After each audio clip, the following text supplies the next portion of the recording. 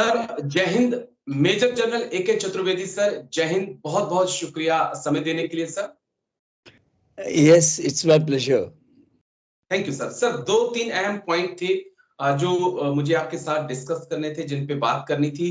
दरअसल हाल ही में हमने देखा कि अमेरिका में चीन के विदेश मंत्री पहुंचे थे। उससे पहले हमने शी जिनपिंग को भी अमेरिका जाते हुए देखा। जो बाइडेन से लंबी बातचीत उनकी हुई। मैं चीन, अमेरिका और भारत के रिलेशन को आज समझना चाहूंगा।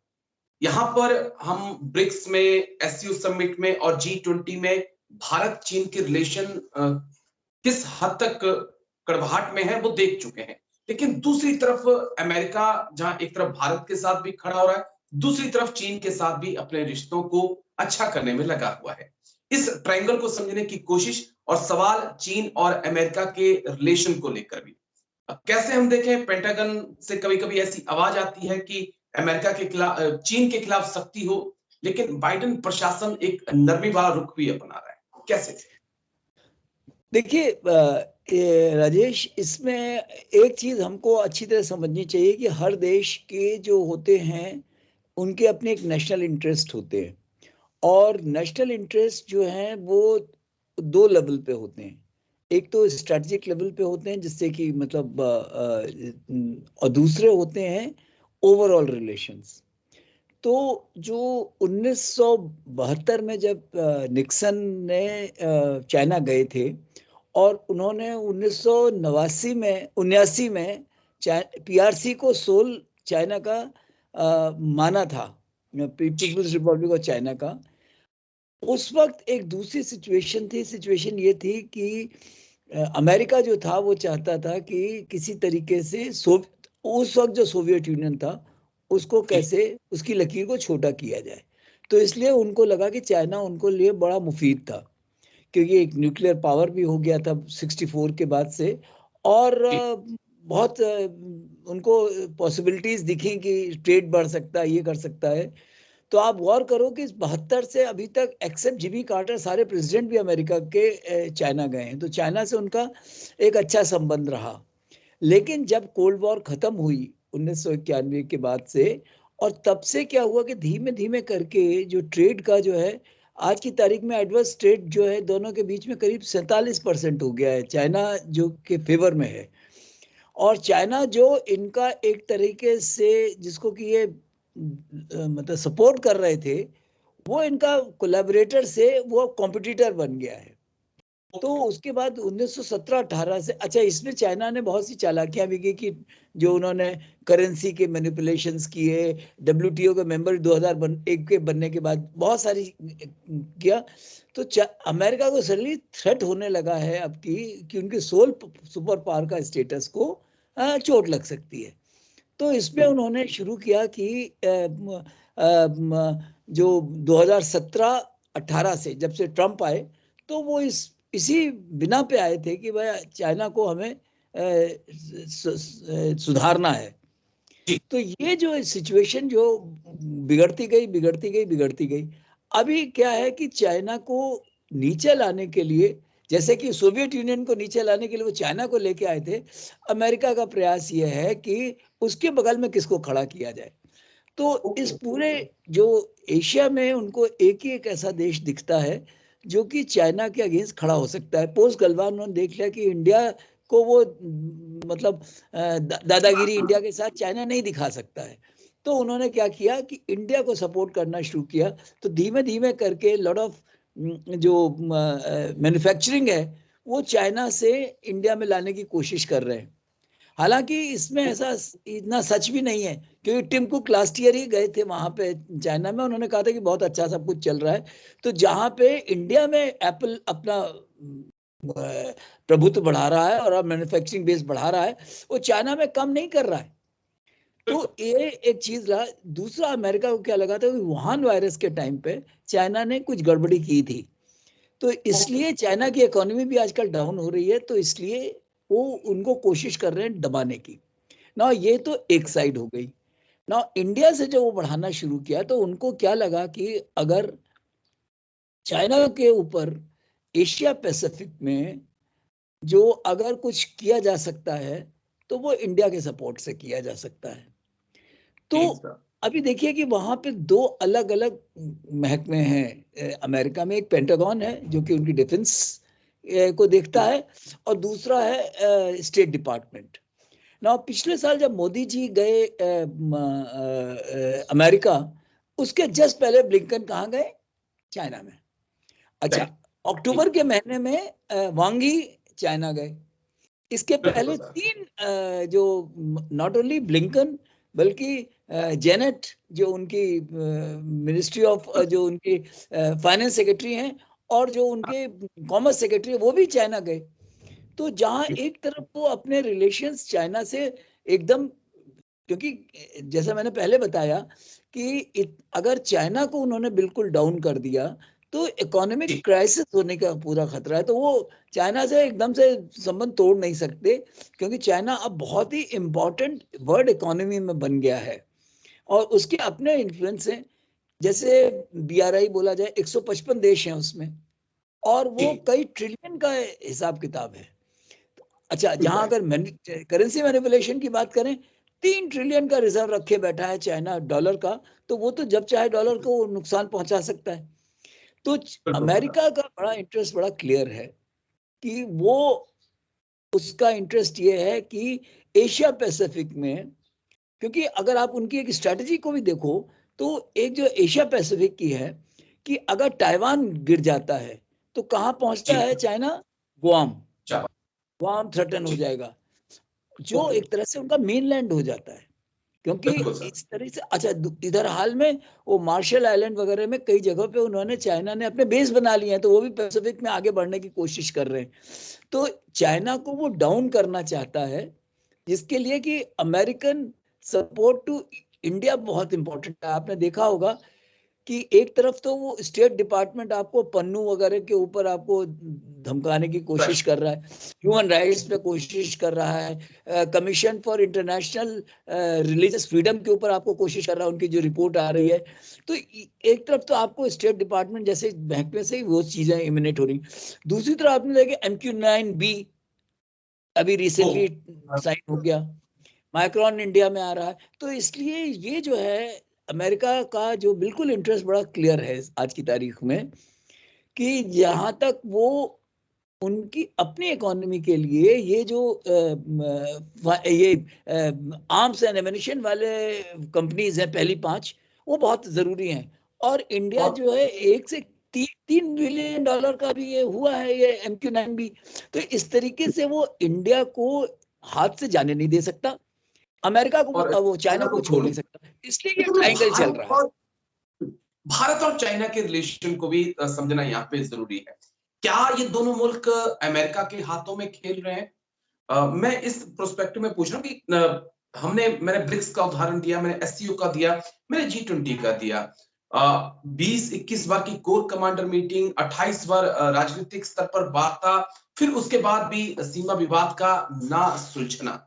हम इसे कैसे देख सकते हैं? बातचीत कई बार ऐसा लगता है कि भारत और चीन के बीच बातचीत बंद है, लेकिन दूसरी तरफ चाइना अमेरिका को नंबर 1 दुश्मन मानता है, अमेरिका चाइना को बड़ा थ्रेट मानता है, लेकिन वो फिर भी बातचीत कर रहे हैं। हम अपने आप को कहां पे देखें सर? देखिए, ऐसा है कि जहां तक बॉर्डर इशू कंसर्न है, तो हमको 2-3 चीजें इसमें समझने की बहुत जरूरी है। पहली चीज कि जिनजियांग पहुंचने के लिए जो 1865 में उसने कब्जा कर लिया, जो ईस्ट तुर्किस्तान को, जिनजियांग नई टेरिटरी, जो चाइनीज मैंडेरिन में जिनजियांग का मतलब होता है नई टेरिटरीज, तो जो नया देश उसने लिया, वहां पहुंचने के लिए लासा से अगर उर्मुखी जाना है तो उसके लिए रास्ता जो है सिर्फ अक्साई चीन के थ्रू है।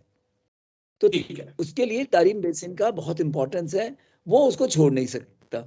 तो जहां तक लद्दाख का सवाल है, इसलिए वो LAC पे उसकी अपनी एक नजर है। दूसरा, जो तो अरुणाचल है, जिसमें कि वो किसी ना किसी तरीके से उसका लिंक कहाँ से है, जिसको कि वो साउथ तिब्बत बोलता है चाइना। तो वहां पे क्या है कि अगर तो ये तवांग मोनास्ट्री उसके हाथ में पड़ जाती है, तो क्या वो दलाई लामा का अस्तित्व को समाप्त करने की कोशिश करेगा। जो दलाई लामा को अस्तित्व को समाप्त करने के लिए कारण 2 हैं।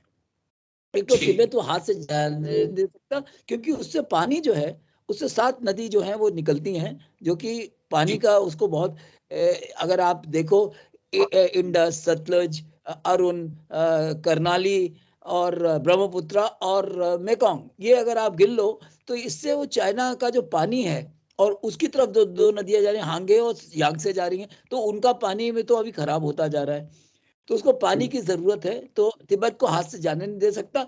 और जहां तक तिब्बत है, वो जब तक दलाई लामा की इंपॉर्टेंस है, तो तिब्बतन एज ए होल वो चाइना के काबू में आसानी से नहीं आ सकते हैं। तो आज की तारीख में वो तिब्बत को अगर करना है तो उसको ये चीज करेगा, तो हमारा बॉर्डर, ये हमको ये बिल्कुल क्लियरली समझ लेना चाहिए कि बॉर्डर इश्यूज हमारी चाइना से रिजॉल्व नहीं हो सकती। अच्छा, इसमें माओ का डिक्टेम भी आप सोच लो कि उसने कहा कि तिब्बत को अगर हमें काबू में रखना है तो हमको लद्दाख, हमको नेपाल, हमको भूटान, सिक्किम और अरुणाचल, 5 चाहिए होंगे, क्योंकि अगर हथेली है तो 5 उंगलियां हमको चाहिए। तो ये बड़ी कॉम्प्लिकेटेड सिचुएशन है। हाँ, एक चीज हो सकती है कि जैसे कि माओ ने बोला था, या माओ के बाद डेंग जियाओपिंग ने बोला था कि हम लोग अगर चाहें तो ये जो बॉर्डर इश्यूज को अगली जनरेशन के लिए छोड़ दें, ट्रेड बढ़ाते रहें। लेकिन उसमें चाइना चालाकी करने लगा, क्योंकि क्या है कि वो आपको जो ट्रेड, उससे हमारा ट्रेड इम्बैलेंस है, अमेरिका के अगेंस्ट भी वो फायदे में है और वो हमारे अगेंस्ट भी फायदे में रहना। हमारा 17-18 बिलियन डॉलर का उसको ट्रेड, उसको एक्सपोर्ट है, और उसका हमारे यहाँ करीब 70-80 बिलियन डॉलर का है। तो वो जो है दोनों हाथों में लड्डू चाहता है। ये जो अभी क्या है, हम लोगों को जो ये सख्ती से उससे निपटने, तो हम लोग क्या कर सकते हैं कि बातचीत करते रहो।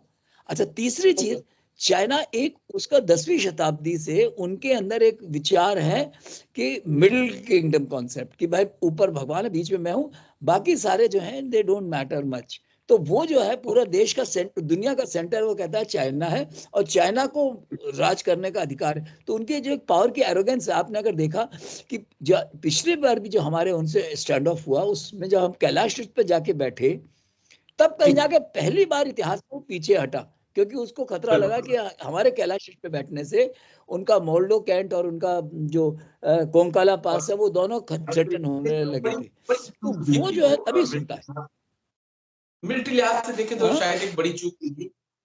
मिलिट्री लिहाज से अगर हम देखें भारत की, तो शायद वो भारत का भी पीछे हटना एक बहुत बड़ी चूक थी। चलिए, ये तो आप ज्यादा से बता पाएंगे। तो ये जो आपने बोला कि हम लोग पीछे हटे कैलाश से, तो ये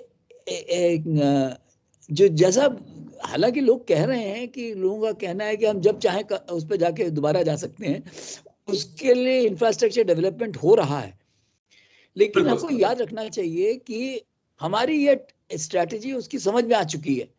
तो हम लोगों को कोई, जो जब तक आप सरप्राइज उसको नहीं करोगे, और एरिया में उसको नहीं, हो सकता है चुंबी वाली में हम कर सकते हैं, उसमें हमारा ईस्ट में हो सकता है कि हम जिस मुद्दे पे मैंने बातचीत शुरू की थी, मैं वापस उसी मुद्दे पे आना चाहूंगा। सिर्फ 2 से 3 मिनट में आपके और लूंगा इस पॉइंट पर कि क्या पेंटागन और जो एडमिनिस्ट्रेशन है अमेरिका का, उसके बीच सब कुछ ठीक नहीं है। मेरा पॉइंट आज ये था, क्योंकि हम ईरान को लेकर भी देख रहे हैं, तो पेंटागन के बयान अलग हैं और बाइडेन एडमिनिस्ट्रेशन के बयान अलग हैं। कुछ चीन को लेकर रुख उनका ऐसा ही है, फिर हमने यूक्रेन को लेकर भी कुछ ऐसा ही रुख देखा है। क्या दोनों अलग अलग राह में चल रहे हैं इस वक्त, इस लिहाज से देखें चीजों को?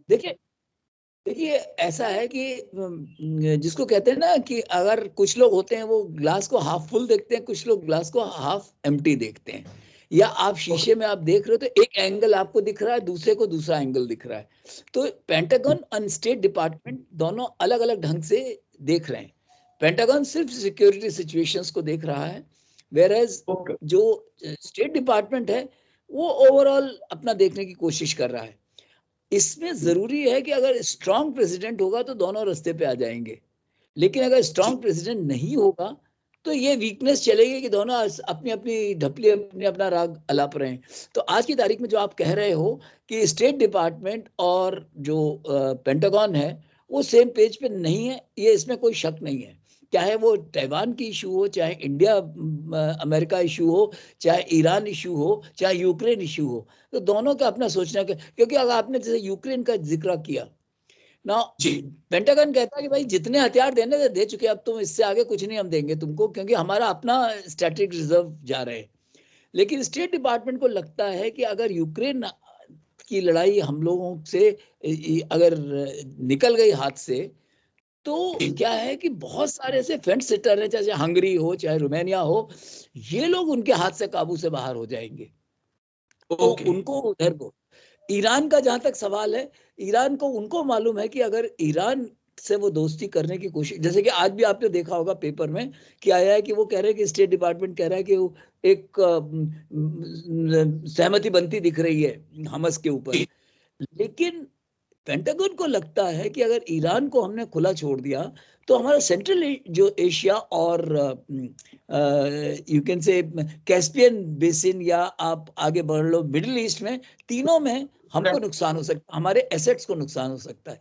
तो पेंटागन एक दूसरे ढंग से सोच रहा है और स्टेट डिपार्टमेंट दूसरे ढंग से सोच रहा है। Thank you sir, thank you, इतना कीमती समय आपने दिया, तमाम पहलुओं को इतनी बारीकी से समझाया। थैंक यू सर, जय हिंद। जय हिंद। Thank you sir.